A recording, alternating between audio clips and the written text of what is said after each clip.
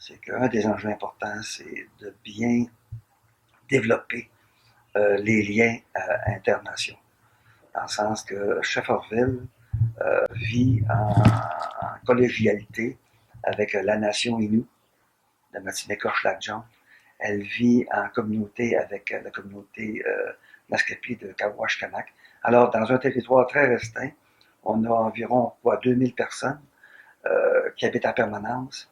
Et dans ces 2000 personnes-là, ben, il y a 3 nations, avec leurs différences, leurs particularités, leur façon de voir les choses. Et à travers tout ça, ben, on a bâti un coin de pays. Alors, c'était d'actualité depuis les années 50, et ça l'est encore d'actualité.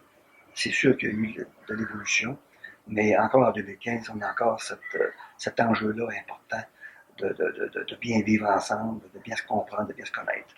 En 1990, le gouvernement a convenu de garder la ville de Shefferville en place. Et il y a eu des territoires qui ont été cédés aux Inuits, comme je vous l'ai dit. Maintenant, la ville de Shefferville, en tant qu'entité juridique, fournit l'approvisionnement en eau potable à l'ensemble de la nation Innu, fournit l'ensemble du traitement des eaux usées à la nation Innu, et on gère un dépotoir en milieu nordique, un site d'enfouissement, où est-ce que les 3 nations l'utilisent.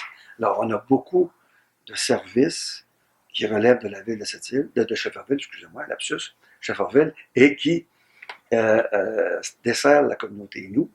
Et évidemment, la communauté Innu a à défailler le juste part du prix que ça coûte. Alors, on est condamné à vivre ensemble au niveau des infrastructures, mais ça doit aller au-delà de ça. Il faut développer une vision commune, il faut développer des approches au niveau des programmes d'entretien ou programmes d'opération. Et depuis que je suis en place, on a fait beaucoup d'efforts pour justement intégrer des travailleurs autochtones dans l'opération de nos usines d'eau potable et du traitement des eaux usées, justement parce qu'ils en payent une partie de la facture. Donc, plus on va réduire les coûts, plus ça va être favorable pour eux.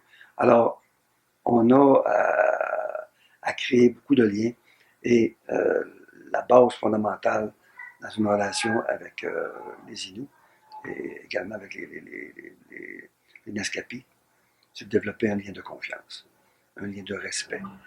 Et on sait qu'on pense pas pareil à certains égards, mais il faut s'apprivoiser, faire en sorte que les deux atteignent des objectifs communs. Mais ça se fait. Je pense qu'elle s'améliore constamment, de jour en jour. Mais c'est toujours du travail à faire. Ça ne t'arrête pas du jour au lendemain de dire, OK, est-ce que je vais atteindre mon objectif, là? C'est correct, là, tout est acquis. Non. On vit dans un contexte de relations internationales. Et les relations collectives sont importantes, les relations personnelles sont importantes. Vous savez, on a à se confondre, à se fondre ensemble si on veut bien développer Shefferville, compte tenu de la réalité. Écoutez, je me répète, mais on a 250 blancs, puis on a 800 Inuits qui vivent ensemble. Puis la ville a des responsabilités eu égard à cette nation-là.